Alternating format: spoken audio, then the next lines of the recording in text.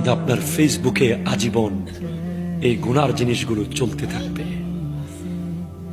সেজন্য আজকের মাহফিল থেকে গিয়ে মোবাইলের যেদিন থেকে ফেসবুক খুলেছেন সেদিন থেকে আজ পর্যন্ত যত অন ইসলামিক বিষয় শেয়ার করেছেন সব ডিলিট করতে হবে।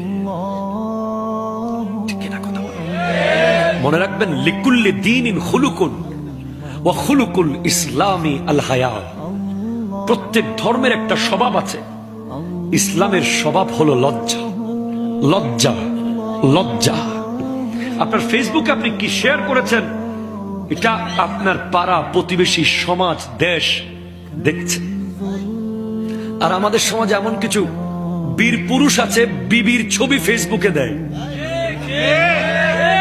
আমার বক্তব্যের বিষয়ের শেষে আছে নারীর পর্দা।